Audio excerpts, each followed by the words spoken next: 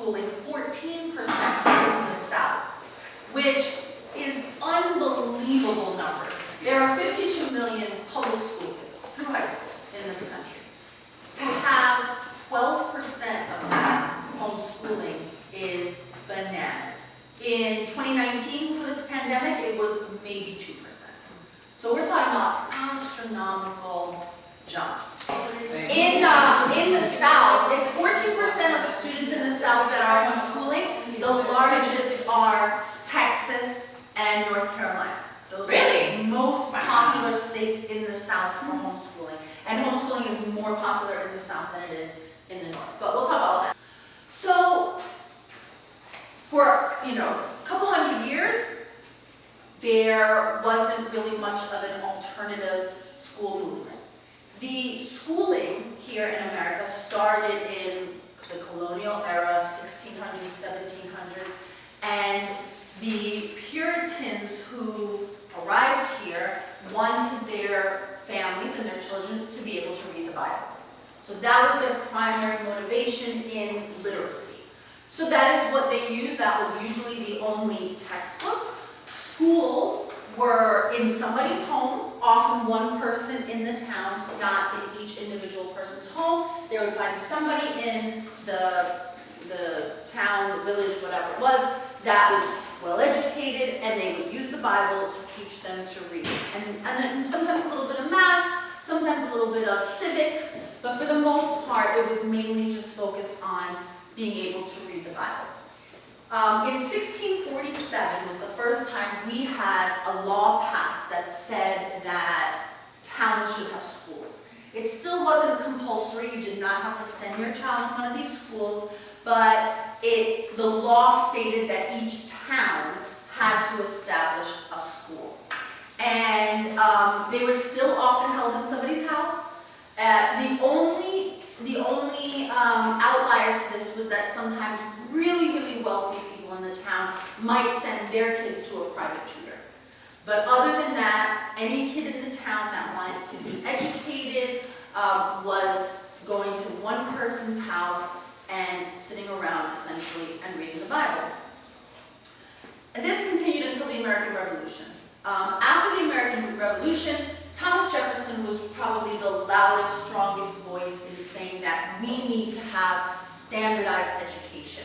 Every child should go to school, schools should be secular, schools should be free, and he really was sort of campaigning on this, that schools were going to be really required to have a successful republic. His ideas were not implemented. People thought it was a little too pushy. People at that time were not so used to having compulsory anything. There was a lot more freedom. You could do what you want, raise your kids how you want. And people's initial thought was, I need my kids on my farm. I don't have time for I don't necessarily even want my kids to learn how to read because we have work to do. So it was not a super popular idea, but it was the first time that in the sort of public discourse, people started to talk about this idea of, should we require kids to go to school? This stayed just sort of a casual conversation until the early to mid-1800s, 1830, 1840. A Massachusetts attorney by the name of Horace Mann felt, started to make that be that was his topic. He was traveling around the country, meant at that time was still on the East Coast, telling people that people needed to go to school. Kids needed to go to school. This country didn't have a future if we didn't start to require children to go to school. He was a lawyer and he was a secular person, and he felt that schools should be free, schools should be secular, and schools should be funded by taxes. And everybody should have to pay in whether or not they were going to send their kids to school or not. So if you were a farm owner, you had to pay this new school tax, or it was recommended, this is what he was promoting, that would cover the schools. Whether or not your child went to the school didn't matter. He also promoted a couple of ideas that have, and remember this is 1830, so when you hear these things, you'll hear how little has changed. This was really the start of public education, and we have not made a ton of change, really,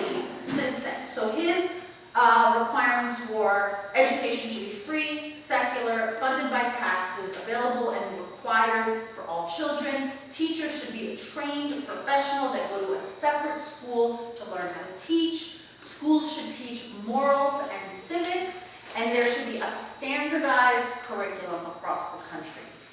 He had very good intentions. When you read his writings, not everything that he promoted turned out the way that I think he envisioned, but his intentions were to reduce crime, to reduce poverty, and to sort of promote equality. He thought that public schools, he didn't call public schools, he called them common schools. Common schools could really be the great equalizer that got rid of some of the inequality, and people started to really kind of listen at this point, and it started to be a bit of a movement, and towns that could afford to, and where they didn't have too much pushback, were charging a little bit of a tax and putting in these common schools. After the Civil War is when this idea really took off. So when the Civil War was over and all of the soldiers that had been fighting were home, I think that probably having the two parents back home in the household, a lot of these were single households run by women while the men were fighting in the Civil War. Now that the men were home, when I read the literature, it feels like people kind of took a breath and were like, okay, we've got two parents back. Now let's think about bettering ourselves. Before this, we were just surviving. So now we're seeing these common schools pop up all over the place. Very much first in the North, years before any popped up in the South, and then eventually in the South. When they started to open up here in the South, they were of course segregated, and so the schools that were designated for African American children were not eligible for the tax money. And so that is where we started to have this haves and have-nots in the public school system, quote-unquote good school districts, quote-unquote bad school districts, because some were getting funding and some were not. And so this is like 1869-ish. In 1900, 101, around there, we start to have the very first compulsory school laws passed. So states were deciding whether or not they wanted to require children to have to go to school. Again, started in the North. The North was much more vocal about this. Families in the South were very concerned about what it meant for their farms if their children were required to go to school. People were in quite a panic about it. Many of these farms literally wouldn't have been able to continue functioning if especially male children were sent to school. So it was a battle between the North and the South again. Around this time, when compulsory laws started, there was also a big shift. With the laws passing that said you have to go to school, there were also laws passed that said what school should be. And they moved away from the actual emphasis on reading, writing, math, which is really all it had been previously, to focusing on things like obedience, punctuality, patriotism was a really big addition to schools in the early 1900s. So kids now it was not just a place where you were going to go, learn to read the Bible, go home, do a little math, go home. Now it was some place where you were told what being a good citizen was and how you should be contributing to your country. So it really started to take over what had been strictly the role of parents and strictly the influence of parents was now being transferred over to schools, workers. And this really was the first major shift in what was now becoming known of as public schools, that the goal, teachers were being informed. Your goal is not just to make sure these kids can read and write and do math. Your goal is to make sure that these kids graduate as good workers. There was not emphasis on being good leaders. There was not emphasis on running the factory. They were concerned about making sure that kids would be obedient, punctual, hardworking, and that became an equal goal of the schools, along with the basic reading and writing. The other major change that happened in the early 1900s, as we had tons, millions and millions of immigrants coming in from all over the place, is that public school became the place where these new immigrant children could assimilate. And the idea was, if we can get the kids that are coming in from wherever, Germany, Ireland, all of these, China, millions of kids that are coming in from all over, that they're going to learn English, they're going to learn our ways, they're going to learn our values, and they're going to go home and teach it to their parents. And so this was a way to try to help these new immigrants lose their indigenous culture from wherever they're from as quickly as possible and become Americans. And so there was a lot of time spent on, this is where you start to see things like the Pledge of Allegiance and Star Spangled Banner and all of the patriotic things that are still existing in public school today. Schools at that time would track students into one of three categories. You were tagged or tracked as either domestic, vocational, or academic. So academic was the smallest category of students, and that was kids who they felt were really going far. That you were going to grow up to be a leader, work for your government, be somehow, really, that was a really special group. The majority of kids were in the vocational track, and these were kids that they wanted to graduate as good factory workers. And then the majority of girls were designated on the domestic track. And so they spent less time reading and writing and more time on things like sewing and cooking and housekeeping. And so those were the three sort of designations. But all three groups spent a lot of time on obedience to authority. And that was a really, really important part of what they were spending their day doing. Okay, so having a trained workforce was really important, and what also happened was reinforcing racial and cultural hierarchy. So there was certainly not the same treatment or, like I said, the same funding for schools that had African American students or higher numbers of immigrant students. So the public schools were sort of reinforcing this idea that there was a certain class of boys that were going to be on this academic track, and everybody else would fall somewhere between vocational or domestic work. Then we get to the modern day. So that continued from the early 1900s for the most part till today. I mean, there's not a whole lot different there.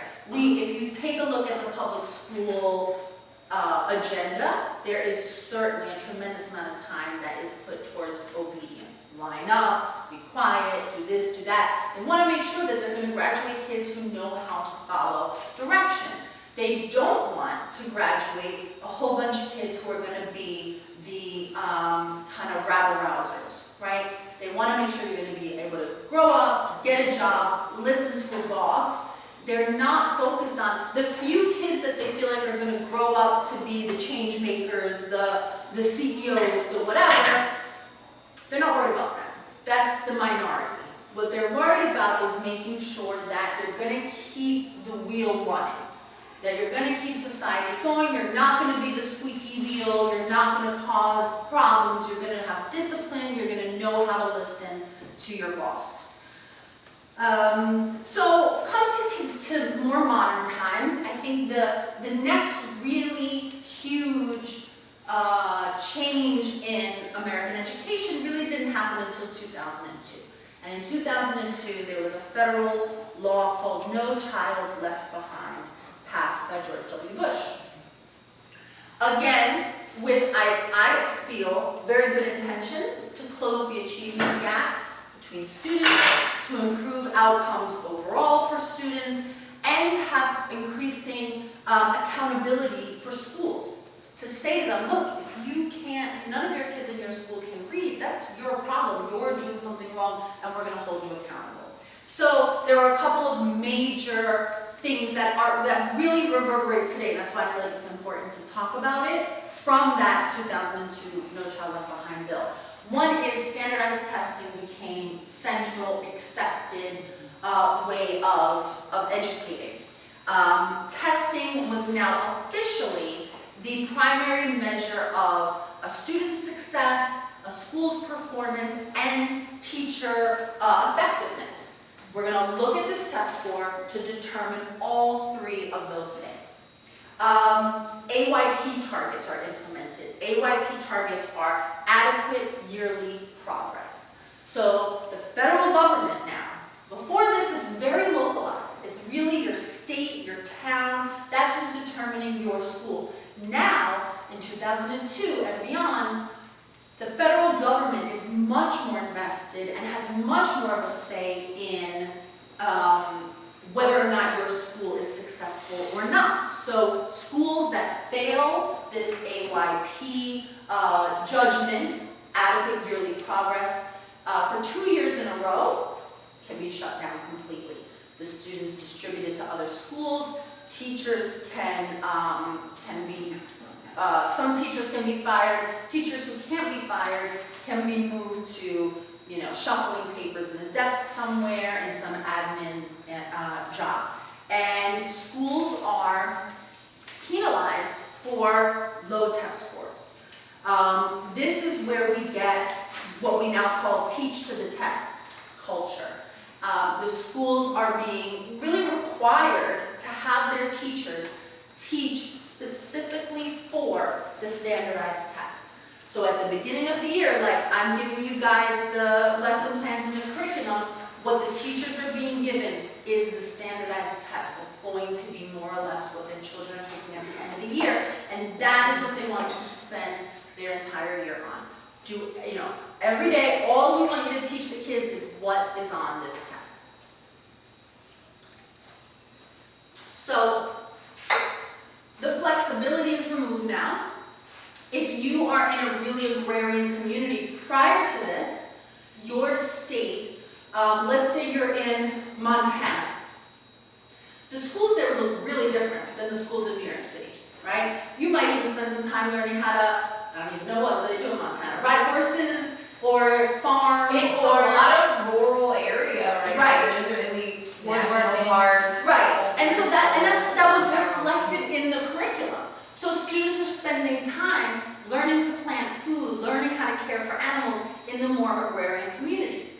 Now, this is recent, right? So 2002, no longer can you in an agrarian community include that in your lesson planning. It is a federally designated set of standards, and so you're losing that flexibility to have your schools really reflect your community.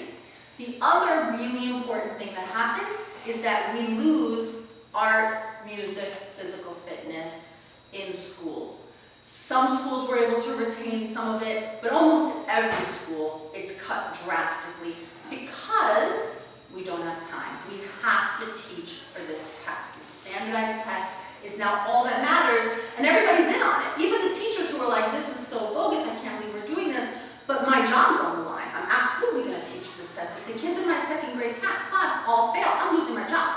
So there's no, it's not like you can stand up to this or you can be defiant to it. You're going to lose your job. So that's really important. Other additions to schools at this point are surveillance. Prior to this, we didn't have cameras in schools. We didn't have this sort of sense that there was security inside schools. There was very, very little privacy. And so kids, it's a pretty significant shift and very difficult when you think about it to try to develop your own sort of private identity when you now really have very, very little privacy. Lack of personal expression is happening now. So this is when a lot of schools start to have dress codes. Some even have uniforms, but almost every public school after 2002 has you can't wear a tank top. Your shorts have to be below this length. And so students are little by little, now you've lost your sort of identity in your community. Your school looks like every other school. You can't focus on things that are important in your community. And now you also can't express yourself even personally. So there's a full and complete shift to obedience over individuality. We've really completed that. We're creeping over towards producing students who look the same, sound the same, and are really being molded one after another to really create this homogeneous population. The design of schools change at this point, and new school buildings are being built without windows in the classrooms. They're being, with bars on doors and windows in many schools, and concrete walls, surveillance cameras, architectural features that certainly resemble. The only thing that we have that looks like that are prisons. And little by little, our schools are looking more and more institutional and more like prisons. Along with that, we start getting harsher discipline in schools. In the very, very, very early days, especially if you went to a parochial school, we certainly had principals could have spanked students, nuns were definitely spanking students, but now we've got federal oversight of this really punitive culture inside schools where it's really being drilled into kids to internalize the idea that if they misbehave, there's a moral flaw and they deserve punishment because they're bad kids, which really hadn't been the culture before that. So you can really see through all of those different things how we start to get these very kind of robotic, obedient, lacking in creative individuality kids that are more and more coming out of the public school system.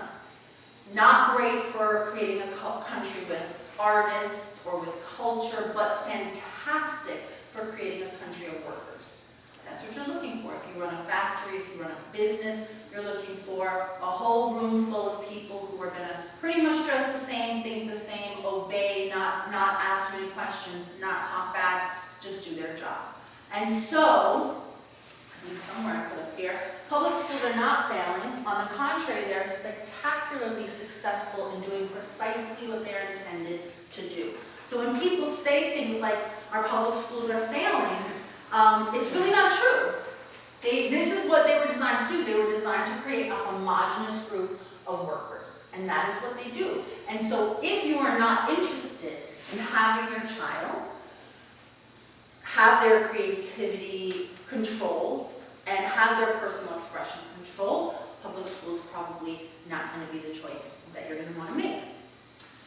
Skip to today, as I said earlier, there are about 50 million public school kids, and this year there will be about 12% of those kids that will be homeschooled. And that's not counting charter schools, that's not counting other sort of alternative schools, that's just homeschooling. So people are certainly deciding to do something different, and all the scholarship money is really helping with that. There's one other piece I want to mention on this, and a really important person for those of us who homeschool. Many of you started out maybe like in Montessori schools or other things that are a little outside that box. So in the very late 1900s, a guy named John Dewey, who was a philosopher, educator, started the idea of the alternative school. And remember, this is, late 1800s, early 1900s. Schools had only been around for maybe 100 years, and it was still all somewhat of a new idea. Schools had just become compulsory. And he created sort of the concept of quote-unquote progressive education. And his idea was that schools should be child-centered, it should be experiential, kids should be up and touching things and doing things and going on field trips, and there should be a democratic approach. Each classroom should feel more like a democracy. Students should get to suggest things to the teacher. Students should get to have some participation in what they were learning. And he said that schools should be preparing kids not just for factory work, but for participation in a democratic society. That was the only way that we were really going to have, you know, the intelligent society that we were looking for. And that we should focus on the whole child.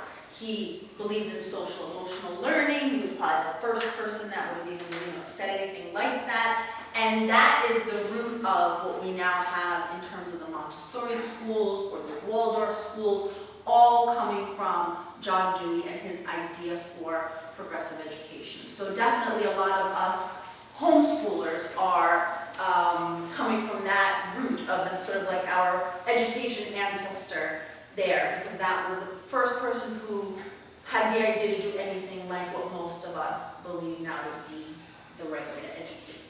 So that was just like a very brief kind of review of education in America. I just thought you might kind of find that interesting and feel like empowered to be able to talk about why we homeschool and why anybody homeschools. I'm going to hand out to you now the